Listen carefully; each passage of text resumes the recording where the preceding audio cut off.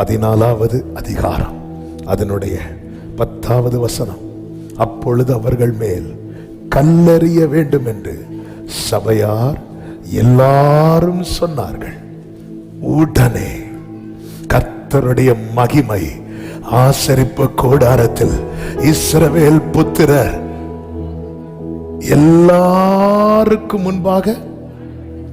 என்னதின் அர்த்தம்? என்னதின் அர்த்தம்?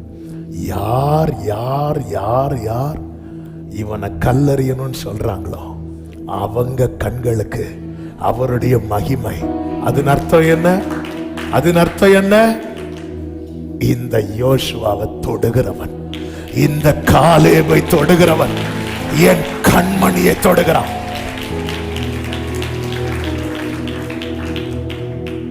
இன்னும் மகிமை வெளிப்படலைன்னா இன்னும் நம்மளை யாரும் கல்லறியலன்னு அர்த்தம். சிலர் சொல்லட்டும், எப்பொழுது கொடி ஏற்றப்படும் தெரியுமா? வெள்ளம் போல சத்துரு வரும்போது. ஆமென். மகிமை, அந்த மகிமை நம்மேல் இருந்தால், எனக்கு விரோதமாய் ஒரு பாளையமே எழுந்தாலும் நான் இதிலே நம்பிக்கையாய் இருப்பேன் என்று தாவீது 27வது சங்கீதத்தில் அழகாய் சொல்லி இருக்கிறான். அந்த மகிமை, அந்த மகிமை நான் உன்மேல் வைத்த என் மகிமையினாலே. யோபுவுக்கு நண்பர்கள் மூலமாய் கொடுக்கப்பட்ட வார்த்தைகளில் ஒன்று, உம்முடைய கூடாரம் சமாதானத்தோடு இருக்க காண்பீர், உம்முடைய வாசஸ்தலத்தை விசாரிக்கும் போது குறைவை காண மாட்டேன். ஆண்டவர்கிட்ட சொல்லணும், உங்க மகிமை என் மேல் இருந்தா எனக்கு குறைவே இல்லை. உங்க மகிமை என்ன விட்டு போனா எல்லாம் போச்சு ஆண்டவரே. அப்பா, உடைய மகிமை எப்பொழுதும் தங்கு வாசஸ்தலமாய் நான் காணப்பட ஆண்டவரே, எனக்குன்னு ஒண்ணு செய்யறதுக்கு கூட யாரும் இல்லைன்னு உங்களுக்கு தெரியும். அப்ப எனக்கு நீ எல்லாமே. நீங்க ஃபர்ஸ்ட் வந்து பாத்தீங்க, அந்த எசேக்கியேல் 16 அப்படிதான் பிழைத்திருன்னு சொல்லிட்டு போனீங்க. நீங்க 2வது வந்து பார்க்கும்போது நான் கொஞ்சம் வளர்ந்துருக்கிறேன், எனக்கு ஒரு ட்ரெஸ் கூட இல்லைன்னு பார்த்தீங்களாப்பா. அப்படித்தானே இருக்கும் அந்த வசனத்துல. உன் காலம் எப்படி இருந்துச்சா? பருவ காலமா இருந்துச்சு. நான் ஃபர்ஸ்ட் பார்க்கும்போது எப்படி இருந்த? உன் ரத்தத்தில் கிடந்த.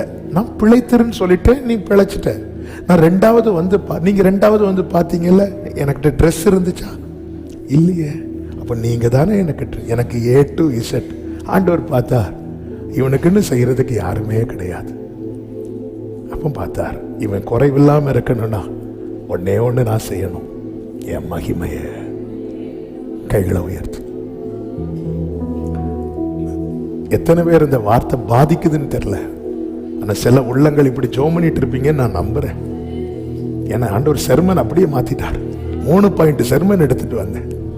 இது இனி என்னைக்கு பேச போறேன்னு தெரியல. ஆண்டவர்கிட்ட ஒண்ணு சொல்லுவீங்களா? உங்க ரியாலிட்டியா சொல்லுங்க. எனக்குன்னு ஒண்ணு கூட செய்யறதுக்கு யாரும் இல்லைன்னு யாராவது இதை கேட்டுக்கொண்டிருக்கிறீங்களா? உங்க வார்த்தையினால நான் வாழ்ந்துட்டு இருக்கிறேன், ஆனா ஒண்ணு இல்லாம இருக்கிறேன்.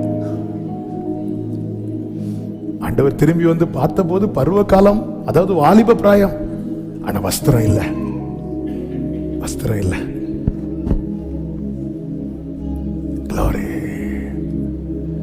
ஆண்டவரே, ஒரே ஒரு வார்த்தையை கேளுங்க, உங்க மகிமையை என் மேல வச்சிருங்கப்பா, உங்க மகிமையை என் குடும்பத்து மேல வச்சிருங்கப்பா, உங்க மகிமையை என் பிள்ளைங்க மேல வச்சுக்கோங்கப்பா.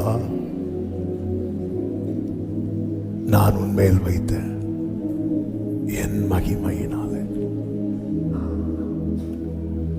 ஆமென்.